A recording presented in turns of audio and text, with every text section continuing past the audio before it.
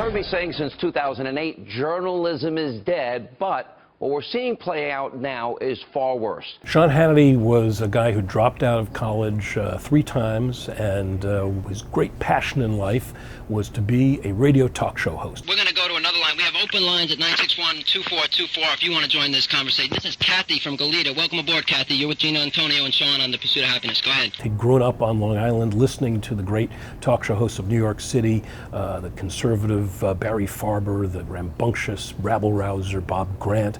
And if I ever see you, would you identify yourself so I can punch your lousy nose down your throat? Get off my phone, you creep! As a teenager, he would call into these shows again and again, practicing his conservative lines. So when he moved out to Santa Barbara, where his sister was in college, his real passion was to get on the college radio station, where anybody in the community could come in and he could go in and get a show, and he did, and he called it The Pursuit of Happiness. Aren't you married to a woman, by the way? Yes, I am. Okay, we just want to get that out. And it was on that station, KCSB, where he first got his audience built up and where he first got into big trouble. 961-2426. We're speaking this morning with Gina Antonio, author of The AIDS Cover-Up. He had on his show a guest who was an anti-gay activist who was very critical of AIDS and how AIDS was being spread in the country. And this lady just had a child, you know how they do that now? Yeah, isn't baster babies. Yeah, isn't that beautiful? That's also a really disgusting remark. I feel sorry for your child, but do you want to make any more comments?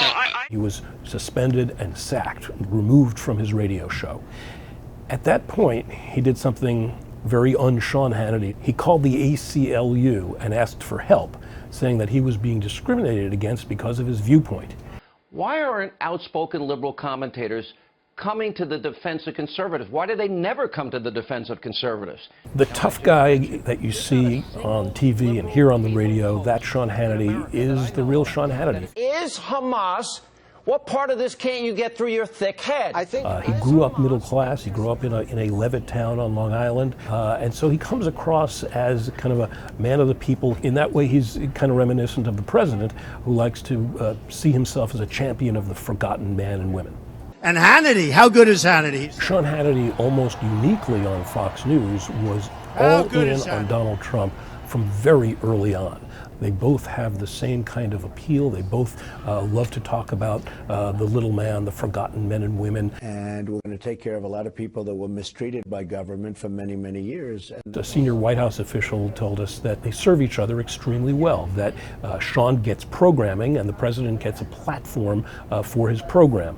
And I think the confluence of those attributes are what has given both of them this sort of new popularity because of that populist approach that they have, that they're not just millionaires and billionaires like some of the other people they might see on TV. They're people who really have somehow stayed in touch with the common man.